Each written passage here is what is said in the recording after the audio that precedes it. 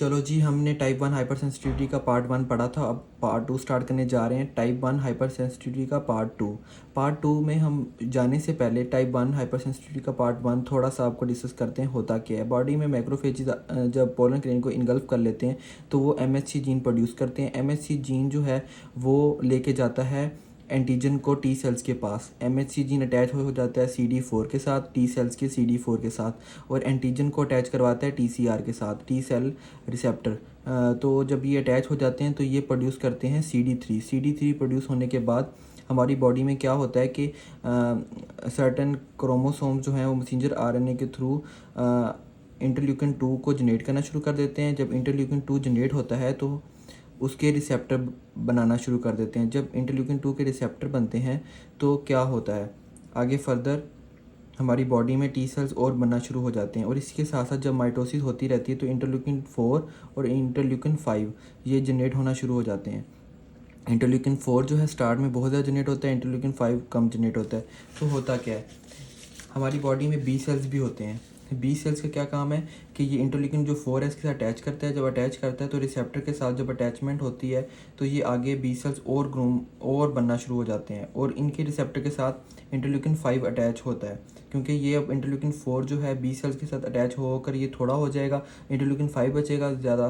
तो इंटरल्यूकिन जो 5 है उसके रिसेप्टर जनरेट होंगे, तो इंटरल्यूकिन 5 के रिसेप्टर के साथ अटैच होने के बाद IgE एंटीबॉडी बन जाती हैं। अभी तक हमने बात की थी एंटीबॉडी किस तरह बनती हैं, सॉरी एंटीजन एंटीबॉडी किस तरह बनती हैं, ठीक है। अब क्या होता है कि मास सेल्स जो हैं वो किस तरह एक्टिवेट होते हैं जब IgE इतनी ज़्यादा बन जाती हैं, ठीक है।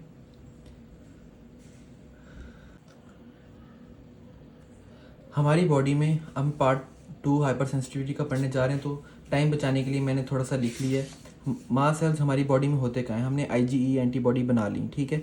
अब बन गई हमारी बॉडी में मास सेल्स, लंग्स में भी होते हैं, हमारे GIT ट्रैक में पूरे पड़े होते हैं, एपिडर्मिस में भी होते हैं, हमारी जो GIT ट्रैक है उसमें सब में मास सेल्स पड़े होते हैं, हमारी वेसल्स में होते हैं, ठीक है। तो मास जो सेल्स हैं उनका काम क्या होता है, मास सेल्स बहुत ज़्यादा ना सेंसिटिव होते हैं, ठीक है। और इसमें होता क्या है, जिस तरह ना पोलन्स हैं जब इस पे आते हैं मास सेल्स पे तो ये एक्टिवेट हो जाते हैं। C3 C4A C5A जब ये आती हैं तो मास सेल्स एक्टिवेट हो जाते हैं। ड्रग्स कुछ मास सेल्स को एक्टिवेट करती हैं, जैसे कोडीन है, मॉर्फिन है। जब स्नेक बाइट करता है तो आपको पता है एलर्जी हो जाती है, पता नहीं क्या कुछ होता है, तो मास सेल्स वो बन जाते हैं, वो एक्टिवेट हो जाते हैं। और जब सर्दी आती है तो सर्दियों में अक्सर लोगों को एलर्जी हुई होती है, मास सेल्स तब भी एक्टिवेट हुए पड़े होते हैं, वेजोडाइलेशन करवाते हैं। जब हीट जनरेट होती है या फिर जब सन रेज पड़ती हैं तो आपको पता है कि कुछ लोगों को फोटोफोबिया होता है, लाइट पड़ती है तो एक तो फोटोफोबिया भी होता है और एक एलर्जी भी होती है। फिज़िकल ट्रॉमा हो गया, स्टिंग बीज, किसी शहद की मक्खी ने काट लिया आपको, ठीक है, तो भी आपको डायलेशन होनी शुरू हो जाएगी बॉडी में, और IG एंटीबॉडीज़ ज़्यादा बनेगी और मास सेल्स एक्टिवेट हो जाएंगे।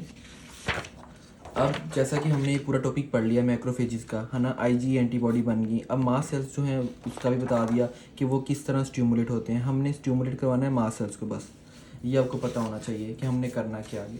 तो हमने जो अब नेक्स्ट जो है, फॉर एग्जाम्पल हम लंग्स की बात कर रहे हैं, पोलन लंग्स में आया। अब सेकंड टाइम वही पोलन्स दोबारा आए, अब तो IG एंटीबॉडी बन गई ना, अब जो पोलन है वो दोबारा फिर अटैक हुआ बॉडी में, ठीक है, तो फिर ये एक्टिवेट होंगे। किस तरह होंगे, हमारी बॉडी में फॉर एग्जांपल ये लंग्स हैं, ठीक है, लंग्स का मैंने एक पोर्शन बनाया है और इसमें ये ब्लड वेसल्स हैं, ठीक है, ये सारी ब्लड वेसल्स हैं, और इनके पीछे जो हैं वो स्मूथ मसल्स हैं, ठीक है। ये एल्वुलाई हैं, एंटीजन यहाँ पड़ा हुआ है जो वो है फॉरेन पार्टिकल, ठीक है, स्पोर्स कुछ भी हो सकता है, और ये मास सेल्स पड़े हुए हैं यहाँ पर सारे के सारे, ठीक है। तो ये क्या करेंगे हमारी बॉडी में, जब ये एंटीजन आके मास सेल्स के अटैच होगा तो ये बरस्ट करना शुरू हो जाएंगे। जब ये बरस्ट करेंगे तो ये कुछ केमिकल्स रिलीज़ करेंगे मास सेल्स, ठीक है। उनकी रिलीज़ होने से हमारी वेजोडाइलेशन पे क्या, हमारी वेसल्स पे क्या असर पड़ेगा, स्मूथ मसल्स पे क्या असर पड़ेगा, और एडिमा क्यों होगा, क्योंकि आपको पता है वेजोडाइलेशन हो जाएगी। इसका सारा प्रोसेस जो है वो भी मैंने एक साइड पे टाइम बचाने के लिए लिख लिया है। फॉर एग्जांपल ये हमारी बॉडी में मास सेल्स हैं, ठीक है, ये एक मास सेल्स मैंने बनाया है, ओके। तो ये हमारी बॉडी में क्या है, एंटीजन। जब एंटीजन आके एंटीबॉडीज़ हैं, IG एंटीबॉडीज़ हैं, मास सेल्स के साथ अटैच हुई पड़ी हैं। अब जब भी एंटीजन आके अटैच करते हैं IG एंटीबॉडीज़ के साथ तो मास सेल्स जो हैं वो एक्टिवेट हो जाते हैं। अब इनकी एक्टिवेशन जो है वो किस तरह होती है, मतलब मैंने आपको बता दिया था कि मास सेल्स किस तरह एक्टिवेट होते हैं, मतलब सर्टन मतलब फोबियाज़ वगैरह, स्किन कोल्ड वगैरह से और काफ़ी चीज़ों से एक्टिवेट हो जाते हैं। इनकी वजह से हमारी बॉडी में जो लंग्स हैं, ये मैंने पूरा शेप बनाई थी, यहाँ पे वेज़ोडाइलेशन हो जाएगी, वेसल्स बड़ी हो जाएंगी और यहाँ पर एडिमा भी होना शुरू हो जाएगा, फ्लूइड एडिमा। क्योंकि ये क्या होगा कि जो ब्लड वेसल्स हैं वहाँ पे मास सेल्स होते हैं, तो वो पोर्स हो जाएंगे, उसमें पोर्स बनना शुरू हो जाएंगे। क्यों होंगे? क्योंकि यहाँ पे स्पाज्मोजेनिक जो इफेक्ट है मास सेल्स का, वो कंट्रैक्शन स्मूथ मसल्स का करेगा। ठीक है, कैल्शियम इंटेक होगा, कंट्रैक्शन हो जाएगी स्मूथ मसल्स की। जब स्मूथ मसल्स की कंट्रैक्शन होगी तो ये सारी चीज़ें छोटी छोटी होनी शुरू हो जाएंगी। जब छोटी छोटी होनी शुरू होंगी तो ब्लड वेसल्स में वैसे ही स्पोर्स आने शुरू हो गए वेज़ोडाइलेशन की वजह से। तो ये जितने भी स्पोर्स आएंगे सुराख से जो है वो फ्लूइड जो है वो बाहर निकल के एल्वुलाई में आना शुरू हो जाएगा और एडिमा भी हो जाएगा पेशेंट को। ठीक है,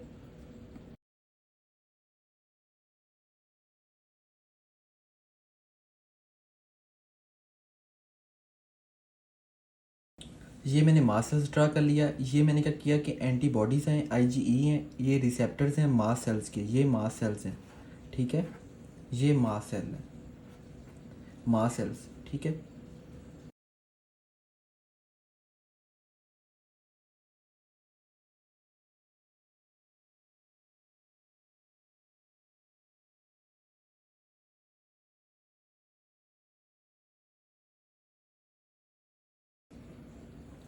इसमें क्या है कि हमारी बॉडी में जो रिसेप्टर 1, रिसेप्टर 2, रिसेप्टर 3 जो है मास सेल्स के साथ अटैच होते हैं।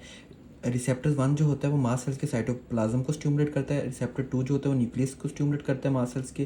और रिसेप्टर 3 जो होता है वो सेल मेम्ब्रेन के जो होते हैं उन्हें स्टिमुलेट करता है। तो इसका मतलब ये प्राइमरी मेडिएटर्स है, सेकेंडरी मेडिएटर्स है, या टर्शियरी मेडिएटर्स है। तो प्राइमरी मेडिएटर्स में कौन कौन सी चीज़ें प्रोड्यूस होती हैं, सेकेंडरी में कौन सी होती हैं, टर्शियरी में कौन कौन सी प्रोड्यूस होती हैं। तो मैं पहले प्राइमरी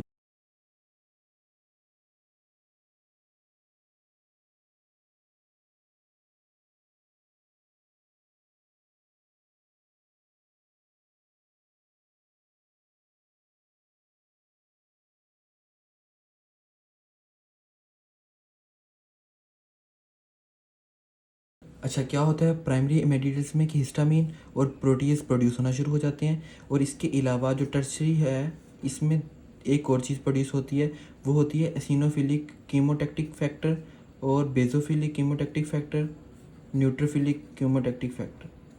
ठीक है, ये हमारी बॉडी में प्रोड्यूस होना शुरू हो जाते हैं। C3 C5 जो है वो जब प्रोटीन्स प्रोड्यूस करता है तो इसके रिसेप्टर्स यहाँ पर मास सेल्स में पड़े होते हैं। तो जब ये प्रोड्यूस करता है तो इसे एम्पलीफाई करने के लिए जब ये C5 अटैच होते हैं इसके साथ, C3 C5 जब मास सेल्स के साथ अटैच होते हैं तो इसे एम्पलीफाई कर देता है, इस प्रोसेस को और इन्हांस कर देता है, इसकी इंटेंसिटी को और बढ़ा देता है। एंड सेकेंडली जो हिस्टामिन है इसका क्या काम है, हिस्टामिन वेज़ोडाइलेशन करवाती है बॉडी में। ठीक है, और बहुत सारे काम करवाती है।